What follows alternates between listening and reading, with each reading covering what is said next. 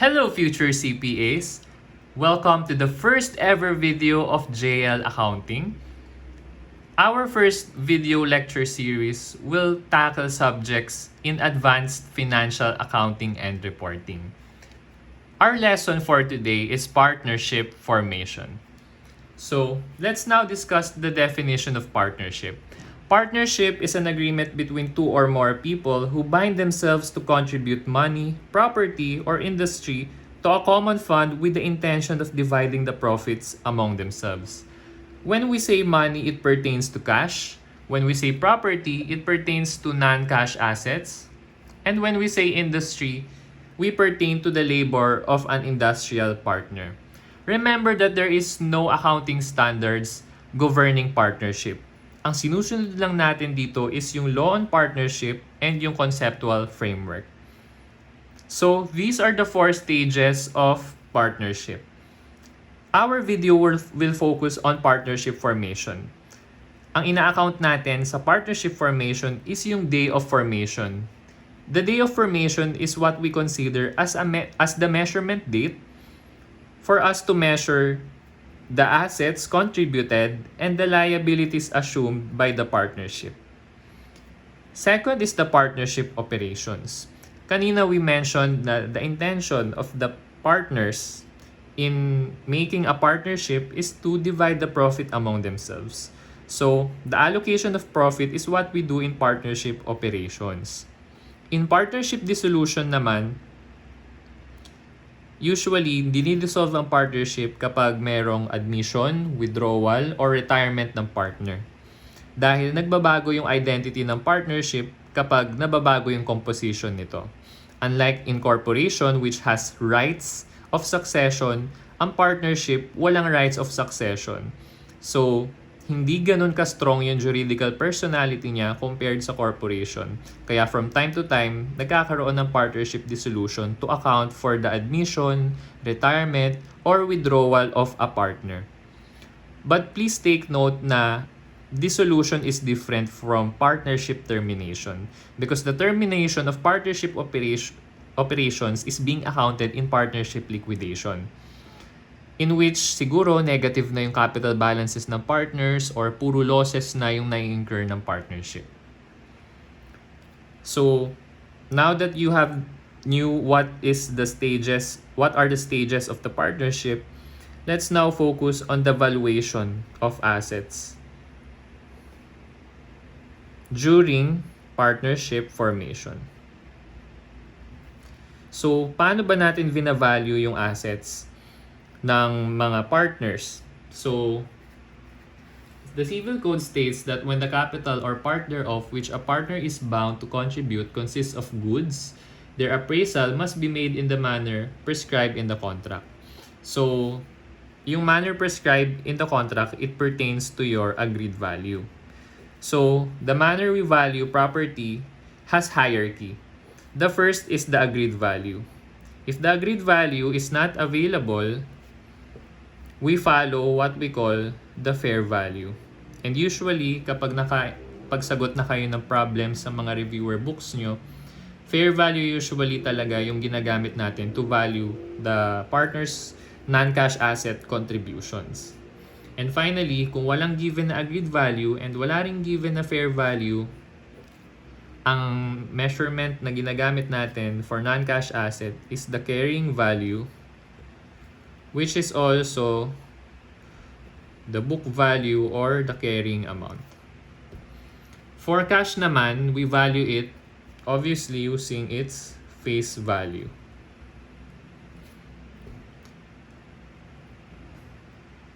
So, let's now go to valuation of your liability. So, ang rule sa liability, as a general rule, it is not assumed by the partnership.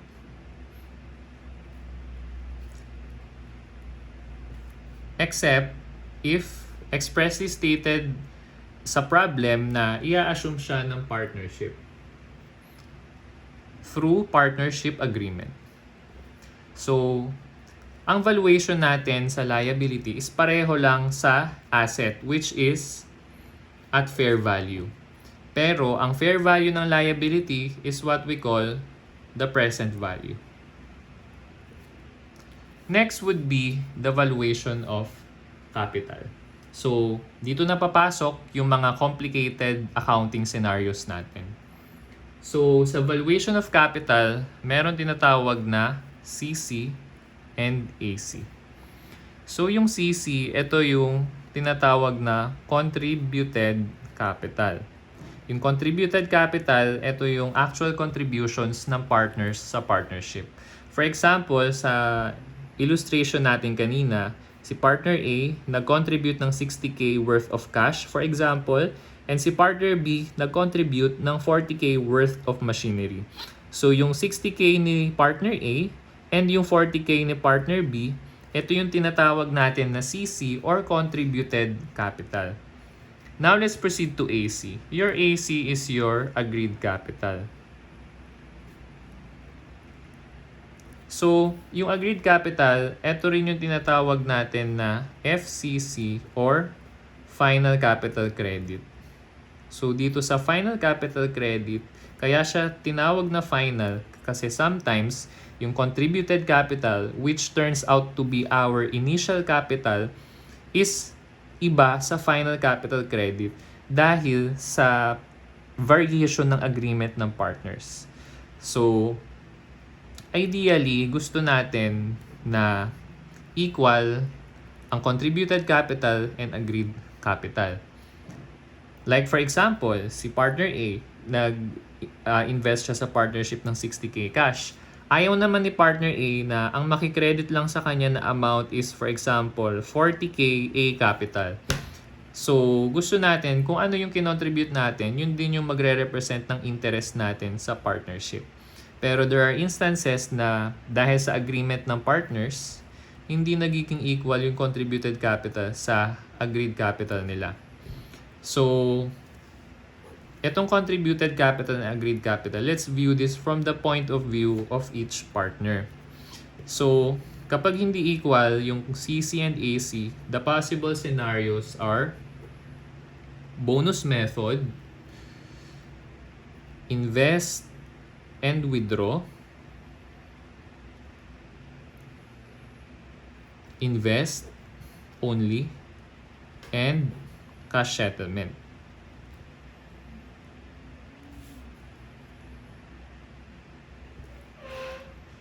So, ito yung mga accounting scenarios natin for valuation of capital. CC equals AC, bonus method, invest and withdraw, cash settlement, and invest only. So, itong mga accounting scenarios na to, may mga clue kayo na makikita sa problem. And from there, malalaman nyo kung bonus method ba siya, invest and withdraw ba siya, or cash settlement ba siya. Usually, explicitly naman siyang sinasabi sa problem. So, ito yung ideal na gusto natin sa scenario number 1. So, let's just use the same example kanina. Si A nag-contribute ng 60K, si B nag-contribute ng 40K. So, ito yon. According to their partnership agreement, dito ko nilagay sa gilid na ang P&L ratio nila is 60-40, in which yung P&L ratio na yun din yung sinusunod nating ratio for their capital ratio. So, the total contributed capital is 100. So, yung 100, hahatiin mo based on their P&L ratio. So, yung 100 times 60%, obviously, 60. Yung 100 times 40% for letter B, obviously, that's 40. So, mapapansin mo sa problem na to, equal lang yung contributed capital ni partner A sa kanyang agreed capital. And same goes for letter B. So, yan yung ideal na gusto natin. So, our journal entry for that is debit cash, 60K, machinery, 40K, A capital, 60K, and B capital, 40K. So, as you can see, kung magkano yung kinontribute ni A sa partnership, which is 60K, na dinebit natin, yun din yung na-credit sa capital niya, which is 60K.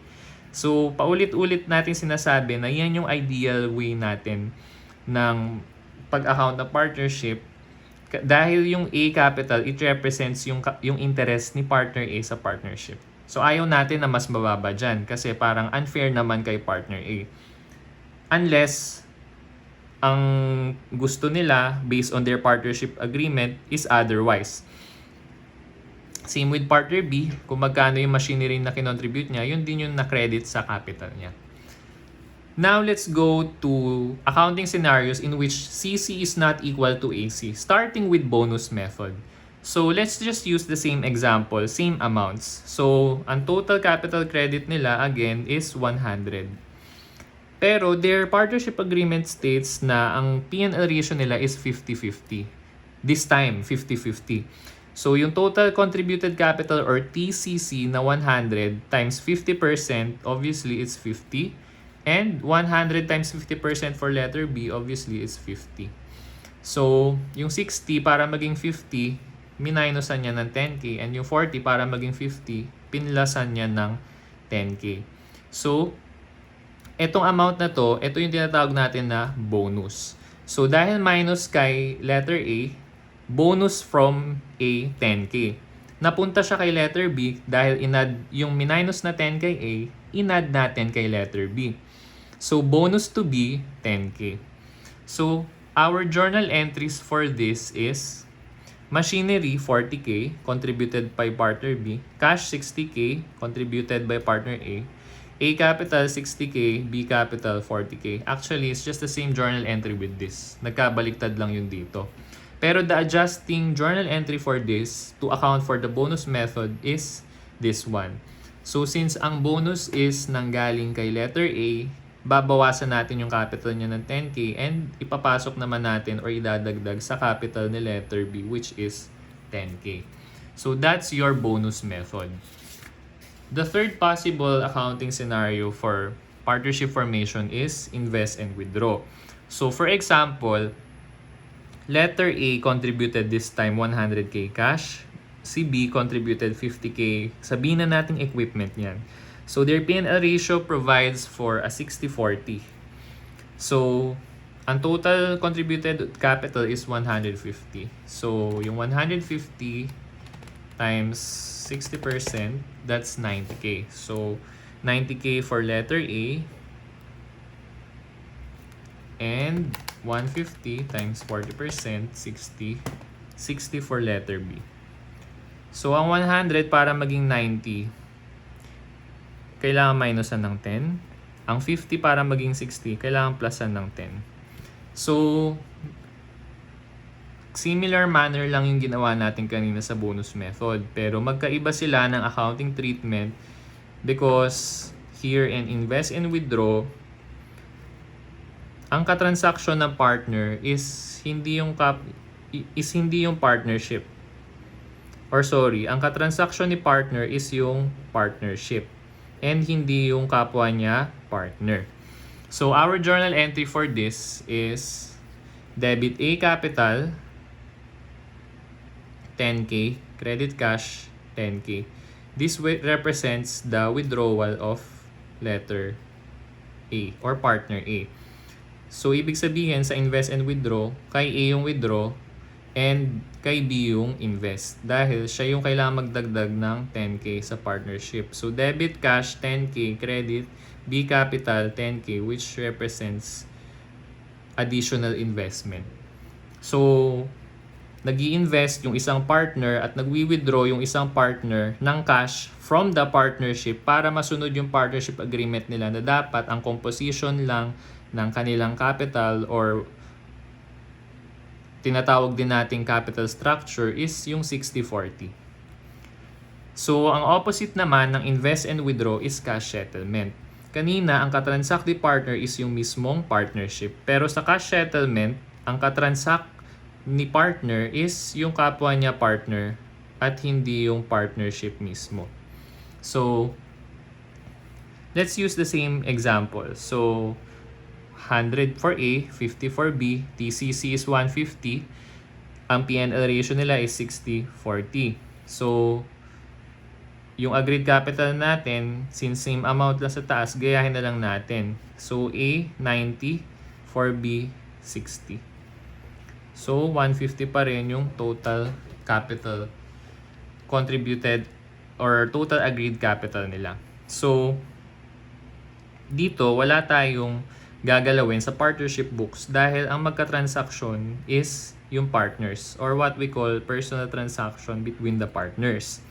So, since ang agreed capital nila is etong 90 at saka 60, so dapat si A babawasan yung capital niya ng 10 and si B madagdagan yung capital niya ng 10. So, ang gagawin ni A, magbabayad siya ng 10K to letter B or to partner B. So, wala tayong partnership journal entries. And finally, number 5, invest only. So, kung kanina, pareho ng partners is merong ginawang adjustment, yung isang partner mag-i-invest, yung isang partner mag-withdraw. Dito naman sa invest only, isang partner lang yung mag-i-invest. Yung isang partner hindi ma-adjust. So, ang unang step dito sa invest only is alamin mo kung sinong partner yung may higher capital contribution. In this case, si partner A yon, which is 100K. Kahit pa mas mababa yung ratio niya dun sa P&L ratio na given, ang titignan natin is yung mismong amount actually contributed. So, yung 100K, i-gross up natin based dun sa share ni A sa capital ratio which is 40%. So, let's do it. So, 100K divided by 40% para malaman natin magkano yung magiging total agreed capital. So, again, since si A yung may higher capital contribution, hindi mababago yung kanyang capital contributed sa agreed capital. So, 100K pa din yan. Hindi si A yung mag-a-adjust, si B yung mag-a-adjust. So, i-gross up natin by means of dividing his contributed capital sa 40%, which is yung P&L ratio niya. So, 100K divided by 40%, that's 250K. So, as you may notice, magbabago yung total contributed capital at agreed capital. Ibig sabihin, magkaiba. Sa mga past scenarios na discuss natin, magkapareho lang yung TCC and TAC. Pero dito sa invest only, na bago. Okay, so please note that. So, ang required capital ni partner B is 250 minus 100 is 150. So, ang 50 para maging 150, kailangan dagdagan niya ng 100. Tama? So, si B, lumalabas, kailangan niya pa mag-invest ng additional 100K cash para masunod yung partnership agreement nila na 40-60, in which si B lang yung mag-i-invest. So, our journal entry is debit cash 100K and credit B capital 100K. So, ganyan yung invest only. Let's proceed now in answering our problems. So, problem number 1. So, meron tayong 4 independent scenarios dito. So, case 1, magkano rin capital balance A and B. Case 2, capital balance of A and B based on a specific capital ratio. Case 3, bonus of 10,000 to partner B. And case 4, cash settlement. So, kapag magsasagot kayo ng accounting problems, lagi nyong babasahin muna yung nasa ibaba na problem, which is yung requirements na hinahanap, bago nyo simulang basahin yung problem. So, let's proceed. A and B formed a partnership. The following are their contributions. So, eto yung contributions nila. So, may mga additional information tayo. So, yung additional information na given, ito yung gagamitin natin to adjust their initial contributions. So, additional information. Included in accounts receivable is an account amounting to 20,000 which is deemed uncollectible. So, yung accounts receivable, matatagpuan natin sa account ni partner A. Yung 20,000 is uncollectible na raw, so, ibabawas natin. 50,000 minus 20,000 equals 30,000. Again, ina-adjust natin yung contributed assets ng partners and yung assumed liabilities ng partnership based sa agreed value kung given man yon. Pangalawa, is yung fair value, and finally, carrying value if parehong agreed value and fair value is not available. So in this case, ina-adjust lang natin para makuha natin kung magkano yung fair value. Letter B, the inventory has an estimated selling price of 100,000 and estimated cost to sell of 10,000. So please take note na yung inventory, exception siya to the rule of hierarchy. Ang inventory, ang ginagamit natin na valuation dyan is LCNRV. So when we say LCNRV, ito yung pinag-compare natin yung cost. Ang cost natin, kung ano yung nakalagay sa balance sheet, which is 80,000. And yung NRV natin. Yung NRV natin is yung fair value less cost to sell and value in use, whichever is lower. Or whichever is higher.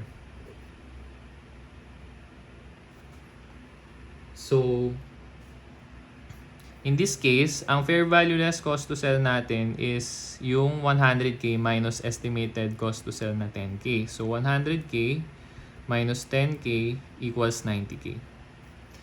So yung 90k na NRV natin, pag kinompare natin sa cost na 80k, ang mas mababa is 80k. So 80k pa rin yung masusunod. Letter C, the partnership assumed a 10,000 unpaid mortgage on the land. So yung land natin na 50,000, meron siyang embedded liability. And dito, explicitly sinabi na i-assume ng partnership yung unpaid mortgage or yung mortgage payable. So, pwede nating idiretso na i-offset itong liability na to dun sa land, which is 50,000. So, 50,000 minus 10,000 equals 40,000. Next, letter D, the building is under-depreciated by 25,000. Pag sinabing under-depreciated, kulang yung depreciation. So, dagdagan natin yung depreciation. At para dagdagan yung depreciation, magma-minus tayo since it's an expense. So, building, 120 minus 25,000,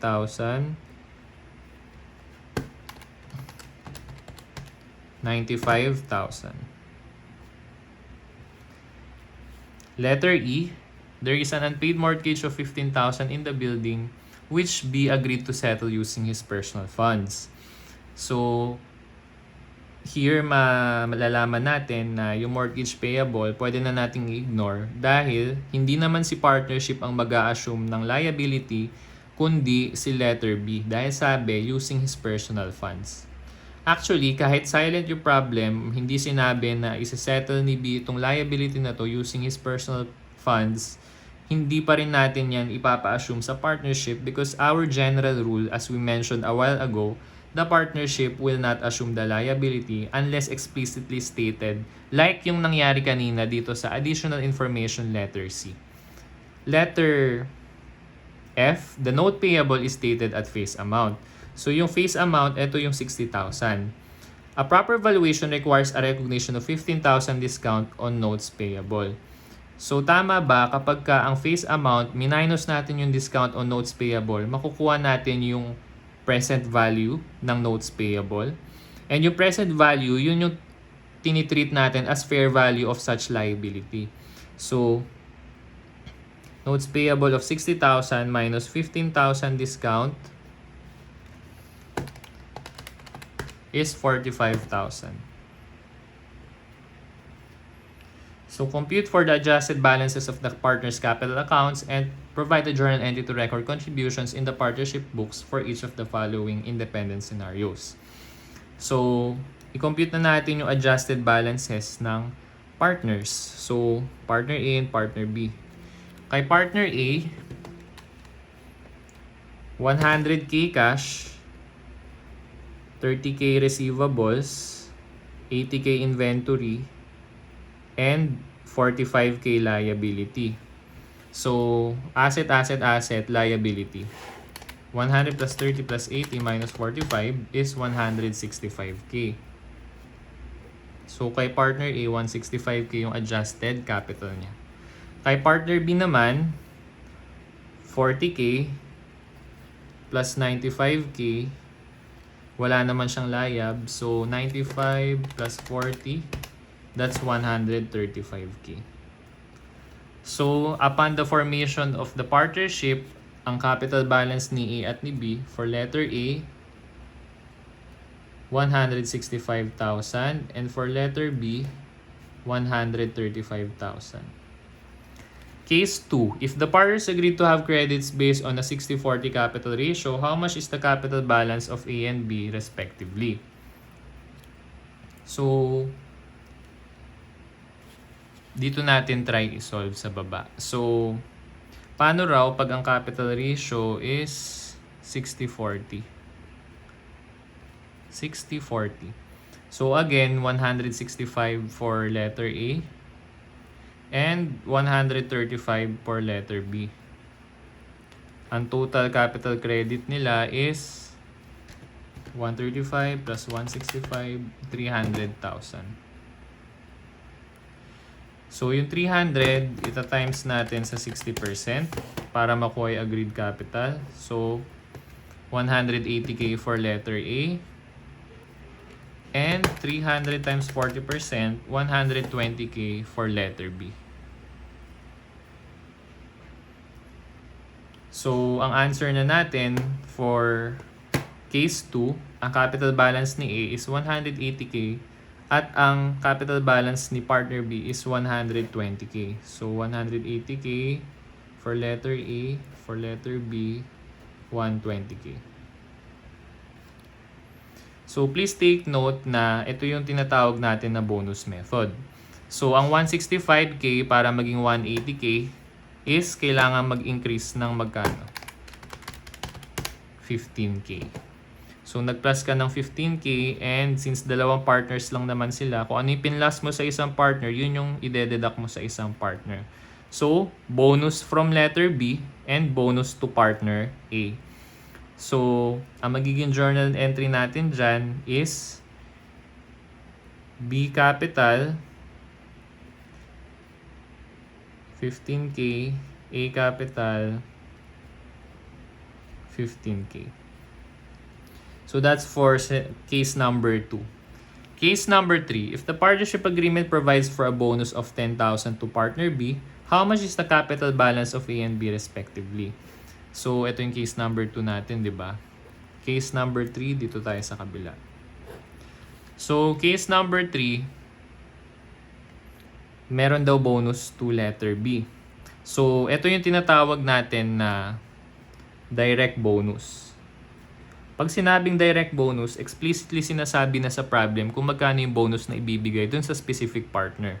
Ito namang case number 2 na sinagutan natin kanina, nagbigay lang ng capital ratio, pero nung sinolve natin, napansin natin na magkaiba na yung contributed capital sa agreed capital or magkaiba na yung CC and AC.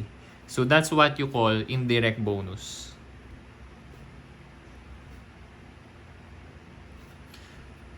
So balik tayo sa case number 3. So si partner A and si partner B, ulitin na natin. So 165K and 135K.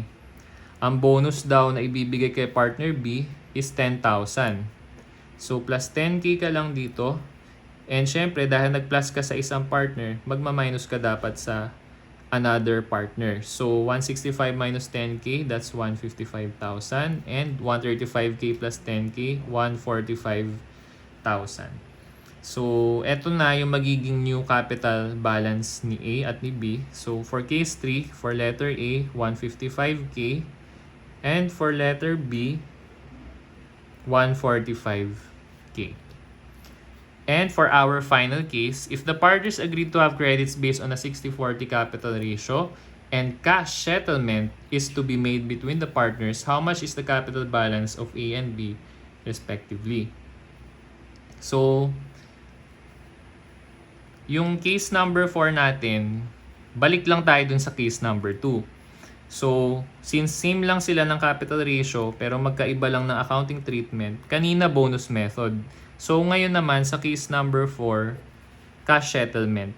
So, again, para masunod yung agreement nila na 60-40, dapat ang agreed capital nila or yung capital structure ni partner A and partner B is 180K for A and 120K for partner B. Pero sa cash settlement, sinabi natin a while ago na ang katransaksyon ng partner is yung kapwa niya partner.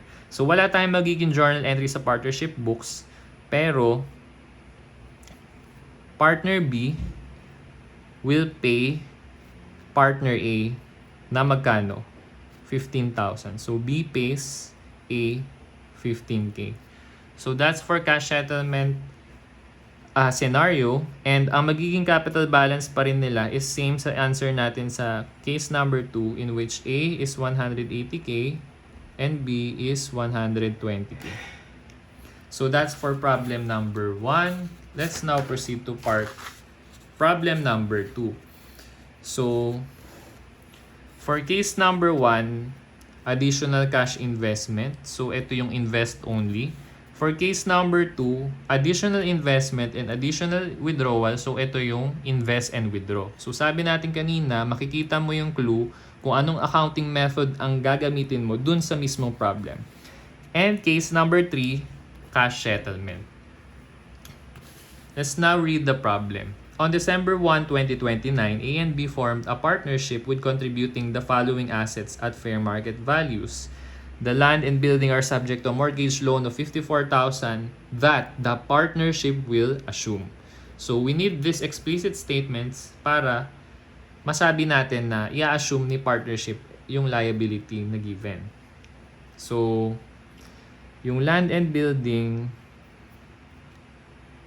ang total niya is 90 plus 27, 117,000. So, 117,000 minus 54,000 layab, pag offset na natin, is 63,000. So, for partner AA, 9,000 plus 13,500 plus 13,500. Let's compute. That's 36,000. For partner BB, 18,000 plus 63,000. Let's compute. 18,000 plus 63,000 is 81,000.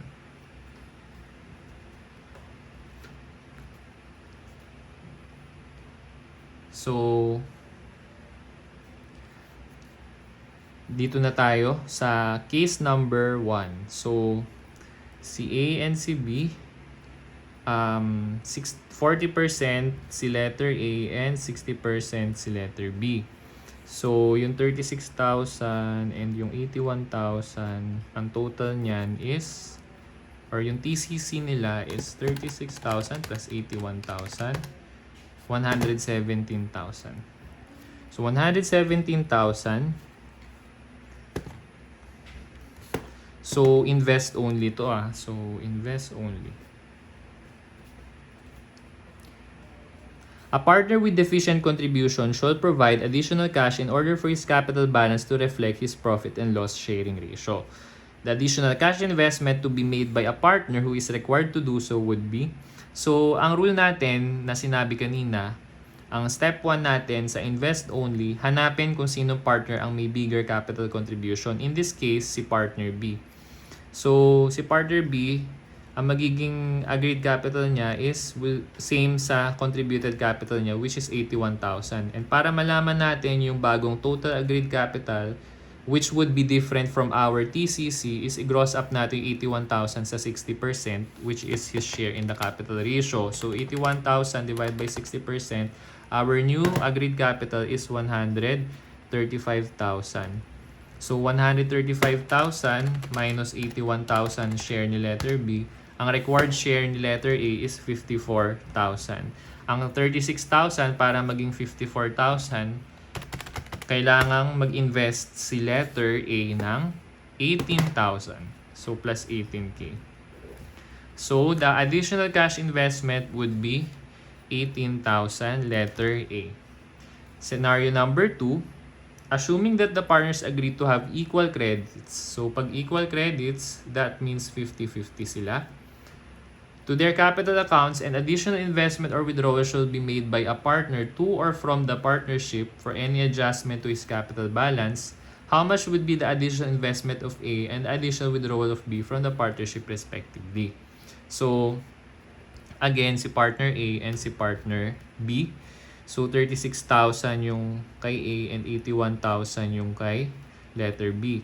So, since 50-50 sila, yung TCC na 117,000, hahatiin lang natin sa kanilang dalawa yan, divided by 2, 58,500.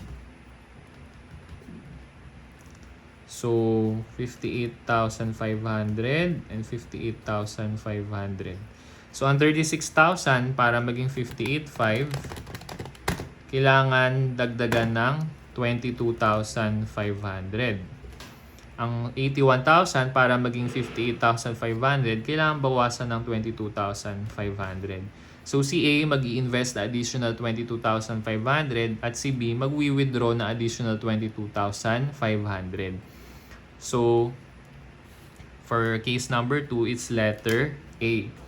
Ang magiging journal entry natin sa additional investment ni A, didictate ko na lang, is debit cash 22,500, credit A capital 22,500. For letter B, debit B capital 22,500, credit cash 22,500.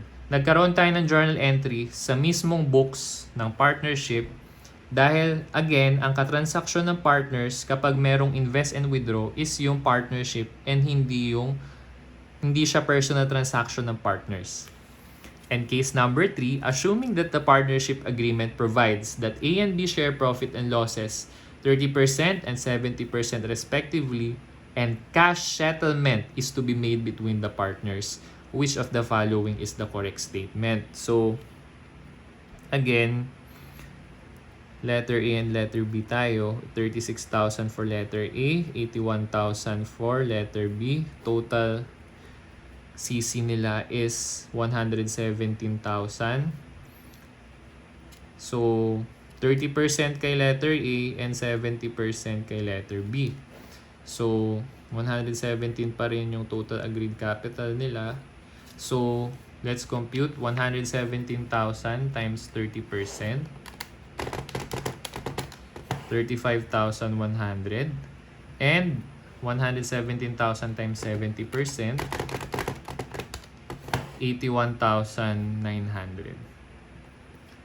So, ang 36,000 para maging 35,100, mental math, kailangan bawasan ng 900. Ang 81,000 para maging 81,900, mental math, kailangan dagdagan ng 900. So, since cash settlement siya, ang katransaksyon ng partners is yung kapwa nila partner at hindi yung partnership. So, there would be no journal entries sa partnership. So, personal transaction lang to na partners. So, si A, since siya yung minus, siya yung magbabayad ng 900 pesos kay letter B.